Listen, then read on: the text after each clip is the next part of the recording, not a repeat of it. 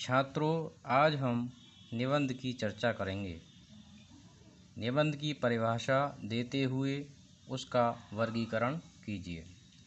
निबंध का अर्थ होता है बांधना, जो दो शब्दों के योग से बना है, नी प्लस बंध। इस बांधने में तारतम्यता और संगठन का भाव निहित होता है।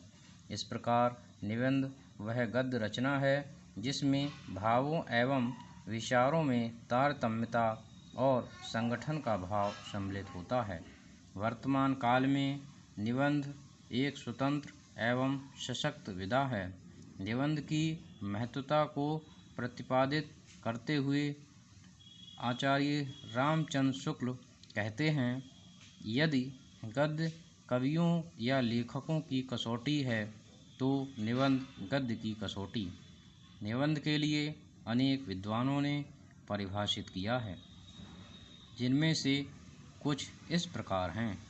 डॉक्टर जॉनसन ने अंग्रेजी गद्य की विधा ऐसे अर्थात निबंध को परिभाषित करते हुए लिखा है, निबंध मस्तिष्क की स्वच्छंद उद्भावना तथा अनियमित रचना है। आचार्य रामचंद्र शुक्ल के अनुसार आधुनिक लक्षणों के अनुसार निबंध उसी को कहना चाहिए जिसमें व्यक्तिगत विशेषता हो। व्यक्तिगत विशेषताओं का यह मतलब नहीं है कि उसके प्रदर्शन के लिए विचारों की श्रृंखला रखी ही न जाए या जानबूझकर जगह जगह से तोड़ दी जाए। आचार्य रामचंद्र शुक्ल विचारों में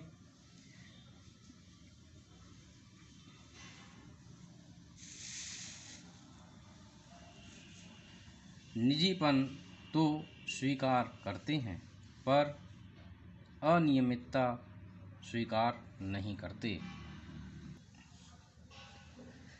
डॉक्टर श्याम सुंदर दास के अनुसार निबंध उस लेख को कहना चाहिए जिसमें किसी गहन विषय पर विस्तार पूर्वक पांडित्यपूर्ण विचार किया गया हो। उसके बाद जयनाथ नलिन के अनुसार निबंध स्वाधीन चिंतन और निश्चल अनुभूतियों का सरस, सजीव और मर्यादित गद्यात्मक प्रकाशन है।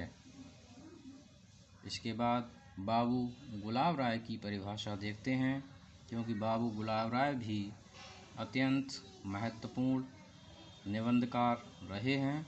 तो बाबू गुलाब राय के अनुसार निबंध उस गद्य रचना को कहते हैं जिसमें एक सीमित आकार के भीतर किसी विषय का वर्णन या प्रतिपादन एक विशेष निजीपन, स्वच्छंदता, सौष्ठव और सजीवता तथा आवश्यक संगति और संबद्धता के साथ किया गया हो।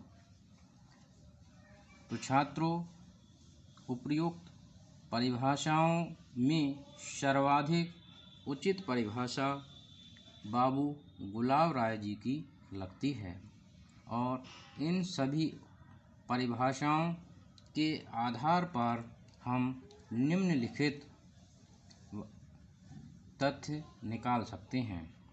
नंबर 1, निबंध एक गद्यात्मक रचना है जिसमें निजीपन या व्यक्तिगत दृष्टिकोण होता है। नंबर 2, निबंध में विचारों की श्रृंखला या क्रमबद्धता होती है। नंबर 3, निबंध में किसी गंभीर विषय का प्रतिपादन होता है। नंबर 4, निबंध में निबंधकार का व्यक्तित्व झलकता है। नंबर 5, निबंध में स्वच्छंदता के साथ साथ विचारों में तारतम्यता एवं संबद्धता आवश्यक है। नंबर 6, निबंध में विषय या विषयी किसी की भी प्रधानता हो सकती है। इस प्रकार इन परिभाषाओं के आधार पर यह तथ्य सामने आते हैं। निबंध की परिभाषाओं के बाद हम निबंध का वर्गीकरण करते हैं कि निबंधों को किस प्रकार हम वर्गीकृत कर सकते हैं, निबंध कितने प्रकार के हो सकते हैं, इस पर चर्चा करते हैं कि हिंदी निबंध साहित्य व्यापक एवं प्रगतिशील है। निबंधकार अपनी रुचि, मान्यता तथा आदर्श के अनुसार अनेक प्रकार के निबंध लिखता है। विषय वस्तु, भाषा शैली तथा स्वरूप की दृष्टि से निबंध कई प्रकार के हो सकते हैं। आलोचकों ने निबंधों को मुख्य रूप से 2 भागों में विभाजित किया है। नंबर 1 विषयगत और नंबर 2 विषयीगत। आचार्य रामचंद्र शुक्ल ने लिखा है कि निबंध या गद्य विधान कई प्रकार के हो सकते हैं: विचारात्मक, भावात्मक, वर्णनात्मक। इस प्रकार आचार्य रामचंद्र शुक्ल निबंध के 3 प्रकार मानते हैं। बाबू गुलाब राय के अनुसार निबंधों को हम 4 विभागों में बांट सकते हैं: वर्णनात्मक, विवरणात्मक, विचारात्मक, भावात्मक। इस प्रकार बाबू गुलाब राय निबंधों के 4 प्रकार मानते हैं। इन 4 प्रकार के निबंधों के साथ साथ व्याख्यात्मक, परिचयात्मक, विवेचनात्मक, उपदेशात्मक तथा संस्मरणात्मक आदि भी निबंध के ही प्रकार हैं। इन निबंधों को इस प्रकार समझ सकते हैं। सबसे पहले हम वर्णनात्मक निबंध को समझेंगे। इस प्रकार के निबंधों में स्थिर पदार्थों, घटनाओं, वस्तुओं, स्थानों तथा दृश्यों का वर्णन होता है। वर्णनात्मक निबंधों में स्थल, वर्णन, विस्तार, दृष्टिकोण, संगत तथा भाव 5 तत्व विद्वान होते हैं। इन निबंधों में बौद्धिकता एवं भावुकता का सामंजस्य रहता है। यहाँ लेखक एक तटस्थ सृष्टा एवं दृष्टा के रूप में होता है। ये निबंध सूचनात्मक एवं ज्ञानवर्धक होते हैं। भाषा सरल एवं सुबोध होती है। बाबू गुलाब राय, बालकृष्ण भट्ट, कन्हैयालाल मिश्र, प्रभाकर तथा रामवृक्ष बेनीपुरी ने इस प्रकार के निबंध लिखे हैं। वर्णनात्मक निबंध के बाद हम विचार करेंगे विवरणात्मक निबंधों की। विवरणात्मक निबंध, इन्हें कथात्मक निबंध भी कहते हैं।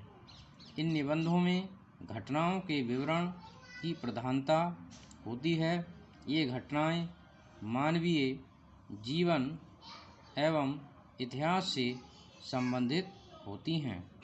इन निबंधों में लेखक का उद्देश्य कौतूहल द्वारा पाठक को वर्ण विषय से आबद्ध करना होता है।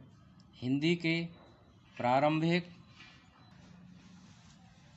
निबंधकार भारतेंदु हरिश्चंद्र, पंडित बालकृष्ण भट्ट, शिव पूजन सहाय, पंडित प्रताप नारायण मिश्र आदि ने विवरणात्मक निबंध लिखे हैं। नंबर 3, विचारात्मक निबंध। इस प्रकार के निबंधों में भावों के स्थान पर विचारों की प्रधानता रहती है, इसलिए इनमें तर्क की अधिकता रहती है। इनका संबंध हृदय से न होकर मस्तिष्क से रहता है। इन निबंधों में बौद्धिकता की प्रधानता होती है। ऐसे निबंधों के विषय का विश्लेषण मनोवैज्ञानिक पद्धति पर किया जाता है। हिंदी में इस प्रकार के प्रमुख निबंधकार हैं आचार्य महावीर प्रसाद द्विवेदी, डॉक्टर श्याम सुंदर दास, आचार्य रामचंद्र शुक्ल, आचार्य हजारी प्रसाद द्विवेदी, डॉक्टर नगेंद्र आदि। नंबर 4, भावात्मक निबंध। इस प्रकार के निबंधों में भावों की प्रधानता होती है। इन निबंधों में लेखक का भावावेश, उसकी कल्पना और अभिव्यक्ति का लालित दृष्टव्य होता है। इस प्रकार के निबंधों में भावुकता, कल्पना, रागात्मकता, आलंकारिकता आदि गुणों का समावेश रहता है। भावात्मक निबंध धारा शैली, तरंग शैली तथा विक्षेप शैली में लिखे जाते हैं। भावात्मक निबंधकारों में आचार्य चतुरसेन शास्त्री, वियोगी हरि, पंडित पद्म सिंह शर्मा कमलेश, सरदार पूर्ण सिंह, चंद्रधर शर्मा गुलेरी, ब्रजनंदन सहाय आदि प्रमुख हैं। नंबर 5, व्याख्यात्मक निबंध। इस प्रकार के निबंधों में निबंधकार कवियों और लेखकों की आलोचना प्रस्तुत करता है। यह तुलनात्मक दृष्टिकोण के द्वारा शास्त्रीय सिद्धांतों एवं लेखकों के व्यक्तिगत विचारों की मीमांसा करता है। साथ ही वह अपनी एक कसौटी बना लेता है, उसी पर साहित्यकारों को कसता है। कसौटी पर कसने के बाद ही साहित्य में उनका स्थान निर्धारित करता है। नंबर 6, परिचयात्मक निबंध। इन निबंधों में मुख्य विषय से पाठक को अवगत कराया जाता है। आत्मपरक निबंध भी इसी में सम्मिलित होते हैं। इस प्रकार के निबंधों में लेखक अपनी व्यक्तिगत घटनाओं, विचारों तथा भावों को अभिव्यक्त प्रदान करता है। महादेवी वर्मा, डॉक्टर विवेकी राय, देवेंद्र सत्यार्थी जैसे गिने चुने निबंधकारों ने इस प्रकार के निबंध लिखे हैं। नंबर 7, विवेचनात्मक निबंध। विवेचनात्मक निबंध खंडन मंडन शैली में लिखे जाते हैं। इसमें निबंधकार किसी विषय को प्रस्तुत कर दूसरे मत का खंडन और अपने मत का मंडन करता है। विज्ञान और विश्व शांति, गांधीवाद तथा अहिंसावाद इसी प्रकार के निबंध हैं। नंबर 8, उपदेशात्मक निबंध। इस प्रकार के निबंध पाठकों को उपदेश या नैतिक शिक्षा देने के उद्देश्य से लिखे जाते हैं। इन निबंधों में आदर्शवाद एवं नैतिकता की प्रधानता होती है। नंबर 9, संस्मरणात्मक निबंध। ये निबंध निबंधकार की स्मृति पर आधारित होते हैं। ये संस्मरण के काफ़ी सन्निकट होते हैं। इस प्रकार हम कह सकते हैं कि निबंध की विविध शैलियों के आधार पर इनके अतिरिक्त भी अनेक प्रकार के निबंध हो सकते हैं, परंतु उपर्युक्त निबंध काफ़ी चर्चित हैं। तो छात्रों, मैं समझता हूँ कि निबंध के विषय में आप भली भांति समझ चुके होंगे कि निबंध क्या है और निबंध के कितने प्रकार हैं।